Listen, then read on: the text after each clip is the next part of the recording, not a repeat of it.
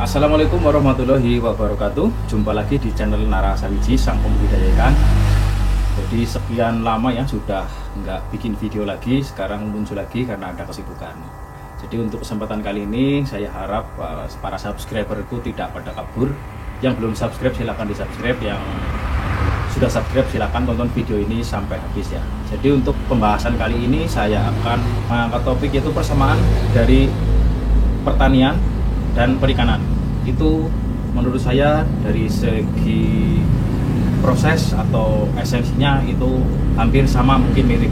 Oke, langsung saja ke topiknya ya, biar tidak memakan durasi terlalu lama. Jadi perikanan dan pertanian itu tekniknya mirip-mirip ya teman-teman. Jadi kalau misalkan sampean dari keluarga petani lah ya, atau menjadi petani, ketika kita akan menanam pohon, hal yang akan dilakukan sama dengan ketika kita akan tebar benih ikan kita. Jadi ketika kita akan menanam pohon, pastinya yang pertama kita membuat lahan dulu.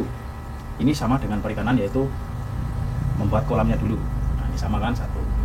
Yang kedua, setelah lahannya ada, kolamnya ada, selanjutnya petani itu pasti akan mempersiapkan lahan seperti mencampur atau memberi pupuk atau dan sebagainya lah ya. Jadi intinya dipersiapkan lahan. Itu sama juga dengan perikanan. Jadi setelah kolamnya sudah ada, lalu dari segi perikanan kita akan mengisi air. Setelah mengisi air kita kasih pupuk ya. Pupuknya berbeda tentunya dengan pupuk yang di petani. Nah, pupuk di perikanan itu tambahan seperti mikroorganisme yang starter ya, atau bakteri starter.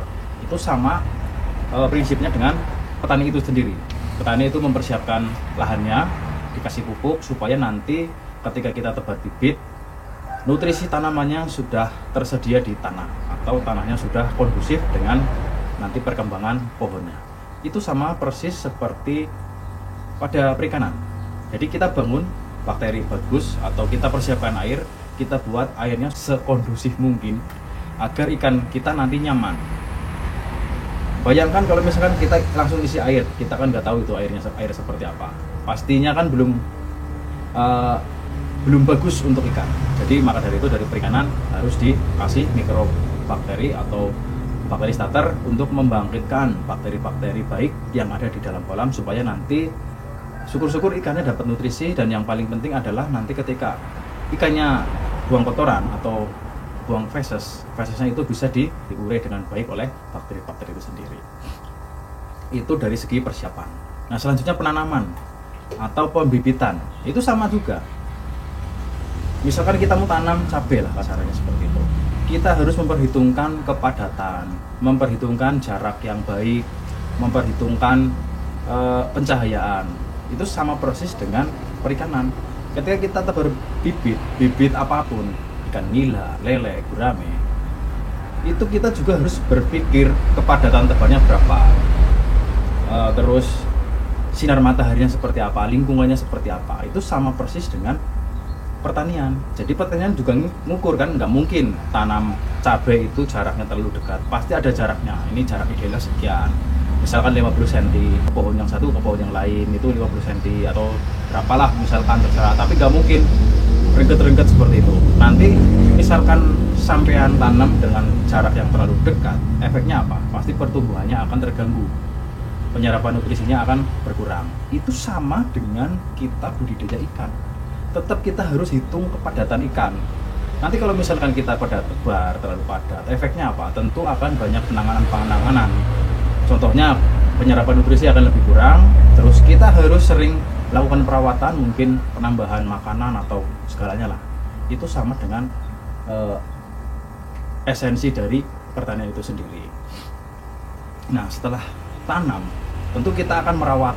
Nah, sama juga sama ikan. Ketika kita sudah tebar bibit, kita juga akan merawat ikan itu.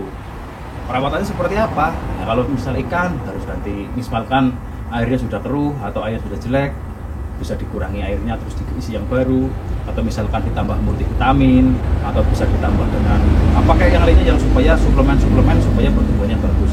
Itu sama seperti pertanian juga. Nah, setelah tumbuh, para petani pasti akan melakukan penyiangan rumput, penyemprotan, penambahan nutrisi dan lainnya ya. Jadi sama ya, sampai titik itu sama. Nah, setelah tanam, setelah perawatan, dia akan panen. Sama lagi nih dengan kondisi perikanan. Nah, ketika kita panen panen ikan ya, ketika panen tanaman yang kita tanam, contohnya cabai, itu lele pun sama, nanti kita panen juga. Nah, panen itu kita bisa dijual sendiri atau bisa dijual ke tengkulak. Sama dengan cabai, cabai itu bisa dijual sendiri dan bisa dijual ke tengkulak, itu sama lagi ya teman-teman. Nah, terus misalkan pahit-pahitnya nih terkena hama, nggak jadi panen, cabainya sudah kelihatan mau panen ya, kan ada ya, udah merah-merah, udah siap mau panen, udah gede-gede, udah tumbuhnya bagus, ternyata pas hari yang diinginkan ternyata kena musibah, tiba-tiba kena apa, serangga-serangga kayak gitu kan, untuk akhirnya gagal panen. Terus misalkan sudah dirawat dengan benar, panennya cuma sedikit, gak sesuai harapan. Itu pun sama dengan kita budidaya ikan. Di budidaya ikan itu pun gak ada jaminan untuk selalu untung. Jadi ada aja hal-hal yang seperti itu. Kadang ikannya sudah besar-besar, udah mau panen, ternyata pas mau dipanen ikannya mati. Terus ketika kita mau panen dicuri orang, terus kita mau panen terus ada aja masalahnya. Jadi dari segi pertanian dan perikanan ya, ini esensinya sama, dari teknik awal sampai panen sampai penyakit-penyakitnya pun itu hampir sama. Jadi mari kita sebagai pembudidaya ikan, kita harus sering-sering ya bisa konsultasi atau ngobrol dengan para petani lainnya supaya kita wawasannya terbuka dan menambah ilmu baru ya. Jadi seperti itu saja, sekian kontennya, semoga bermanfaat bagi kalian semua, semoga menginspirasi. Sekian dari saya, assalamualaikum warahmatullahi wabarakatuh, jumpa lagi di video berikutnya.